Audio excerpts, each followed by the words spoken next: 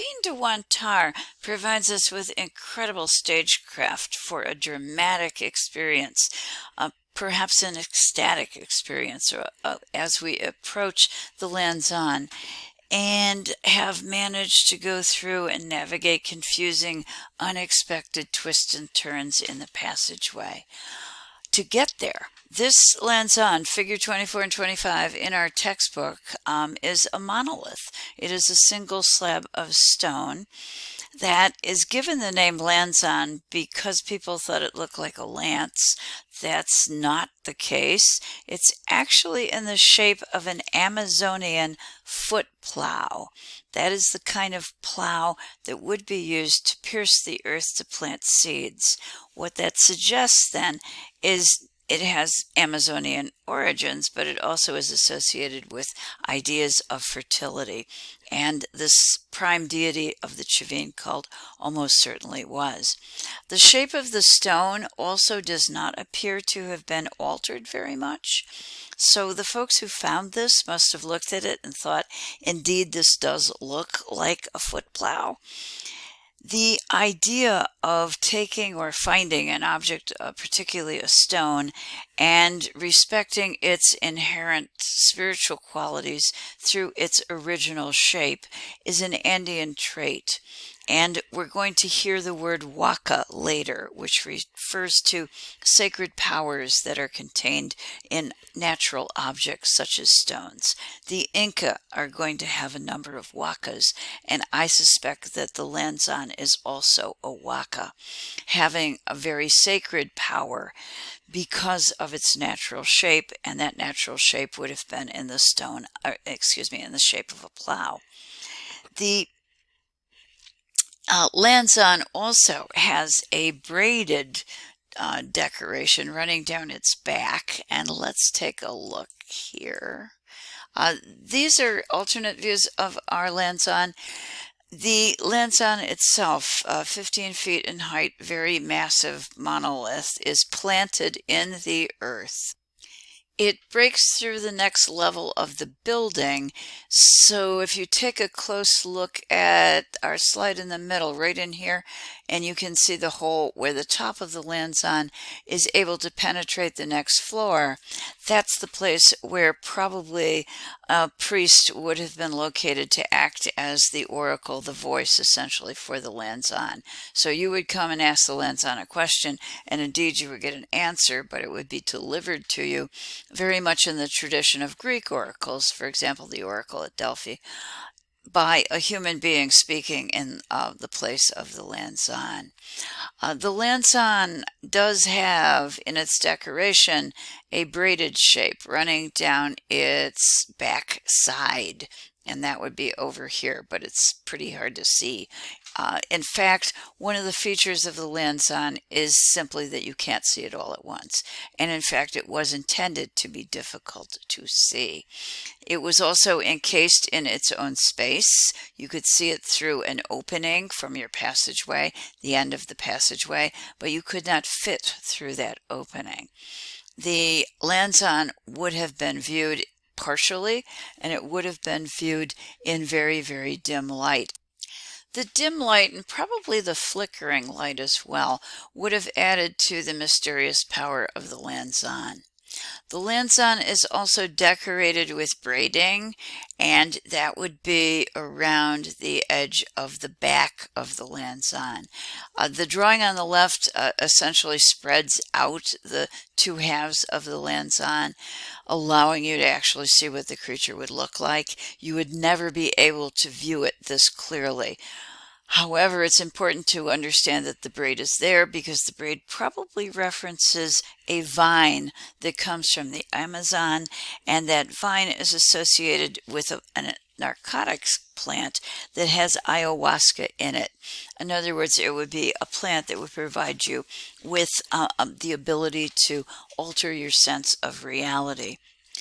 The Lanzon, which is planted in the ground and rises up through the next level, almost certainly also represents the axis mundi, linking together the three realms of existence.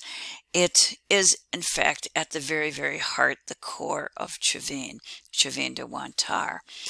It also is placed in a chamber that has been designed to have four portions that suggest the four directions, with the Lanzan directly in the center. I have a picture that will show that in a moment. All of this suggests the very cosmic nature of the Lanzan, and also of your experience in visiting the Lanzan.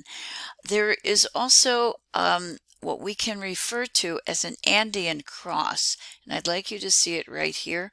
And this is the plan of the chamber in which the Lanzan is placed, and that would be cruciform with four separate arms. The Andean cross is a universal image. We have it documented at least as far back as Chavin, which does seem to suggest the idea of an axis mundi and the four directions. And it is placed here at the very center of the creature on the Lanzan, and it's placed at the bottom of a notch. That notch or channel was for offerings. You could pour offerings down this. In particular, we would expect corned beer, maybe water, maybe a hallucinogenic mixture as well. So you could indeed make an offering to the god of the Lanzan.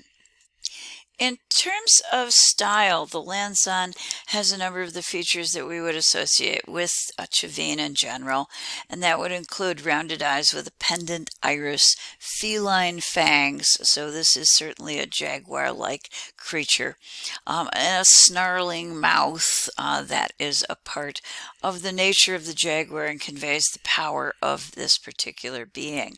The body of our creature also wraps around the stone, which is one of the qualities that does appear in Andean art, the ability of a design to shape itself to the object on which it is placed. But it also fits in with the idea that the creature is not completely visible all at once. It is also distinctly seen at a distance, and we are separated from that creature. In terms of the entrance, the small size of the entrance through which we view it, we can't pass through that, so we're on our side, and the Lanzan is on another side.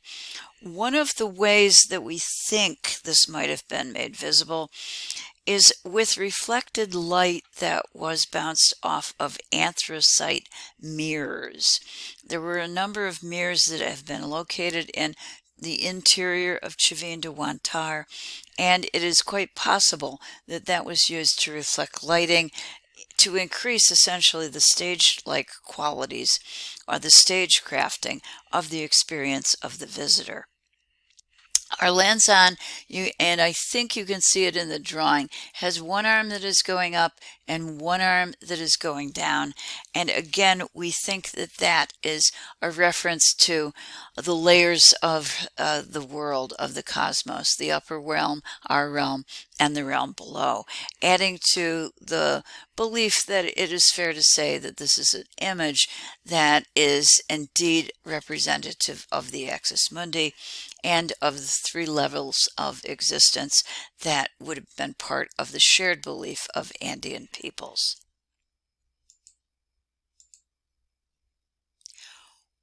When you view this talkie, take the opportunity to look at the Lanzan as it moves in front of us well lit so that we can actually see what this looks like.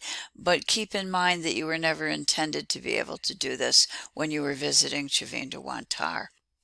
The cross section that is given in the middle of the screen has provides the opportunity to show you the Lanzan firmly planted in the ground level and penetrating the upper story, going through essentially three levels of the building and also symbolically going through the three layers of the universe.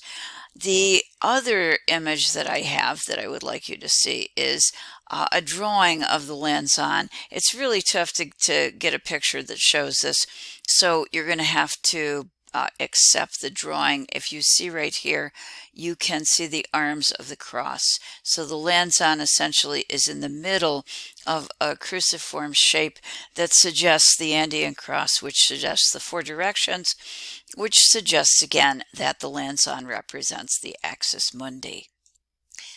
There is, in fact, a gallery passageway ending in the shape of an Andean cross or a chicana, and you can see that located right here, and it has a cross form that is typical for the Andes. The Lanzon will maintain its premier position at Chavin de Huantar when the temple does expand. We have the Lanzon located here, and I'd like you to see that it's directly in line with the sunken court in front of it. And that's where we're going to take a look next.